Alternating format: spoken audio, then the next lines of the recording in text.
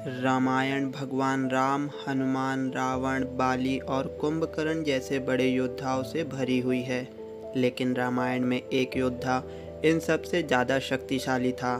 एक बार अगस्त्य मुनि जब अयोध्या आए तो उन्होंने प्रभु श्री राम को बताया कि रावण का पुत्र मेघनाद ही इस संग्राम का सबसे ताकतवर योद्धा यानी सबसे शक्तिशाली राक्षस था। आइए जानते हैं अगस्त्य मुनि ने ऐसा क्यों कहा और किसके हाथों मेघनाद की मौत हुई। ऐसा कहा जाता है कि रावण के घर जब पुत्र ने जन्म लिया तो उसके रोने की आवाज़ बिजली के कड़कने जैसी थी। यही कारण था कि रावण ने अपने बेटे का नाम मेघनाद रख दिया, जिसका अर्थ होता है बादलों में कड़कती बिजली। राक्षसों के सबसे बड़े गुरु ने मेघनाद के अंदर छिपे योद्धा को पहचाना था और उसे युद्ध के गुर सिखाए। उन्होंने मेघनाद को देवास्त्रों का ज्ञान भी दिया, जिससे वो अधिक बलशाली हो गया था। मेघनाद अकेला ऐसा वीर था जिसके पास ब्रह्मास्त्र समेत पशुपास्त्र और वैष्णव अस्त्र थे। यही कारण है कि वो अकेला राम जी की पूरी सेना पर भारी था। दानव और देवों के बीच हुए एक युद्ध में रावण के पुत्र मेघनाद ने अकेले ही इंद्र को पराजित कर दिया था। इंद्र को हराने के बाद वो उन्हें बंधक बनाकर अपने साथ ले आया।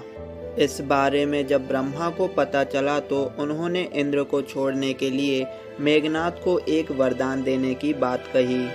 इंद्र को आज़ाद करने के लिए मेघनाद ने ब्रह्मा से सदा अमर रहने का वरदान मांगा।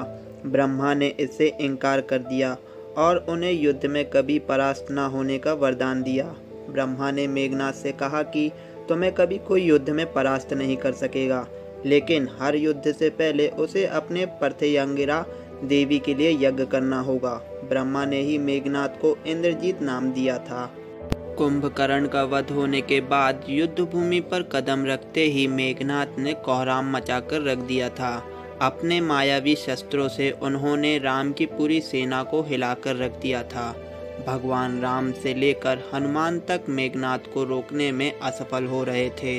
युद्ध में मेघनाद का अंत सबको असंभव लगने लगा था। रावण के भाई विभीषण ने भगवान राम से कहा कि मेघनाद जब यज्ञ करता है तब उसके पास कोई हथियार नहीं होता है। मेघनाद को मारने का यही सही मौका होगा। हालांकि यह चाल भी काम न आई और मेघनाद बचकर निकल गया। बाद में रणभूमि में उसका सर्वनाश लक्ष्मण के हाथों हुआ। अगस्त्य मुनि ने राम को बताया कि इंद्रजीत रावण से भी बड़ा शूरवीर था। लक्ष्मण के हाथों उसका संहार हुआ और केवल वही उसे मार सकते थे। राम ये बात सुनकर काफ़ी हैरान हुए।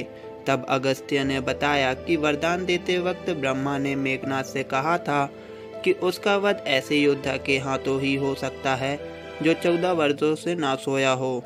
भगवान राम के पूछने पर लक्ष्मण ने बताया कि वनवास के समय वह 14 साल तक नहीं सोए थे। वह रात भर धनुष पर बाण चढ़ाए पहरेदारी पर रहते थे। लक्ष्मण ने निद्रा को अपने वश में कर लिया था। ब्रह्मा के मुख से निकले स्वर शायद लक्ष्मण के लिए ही थे, जिनके हाथों निश्चित ही मेघनाद का अंत लिखा था।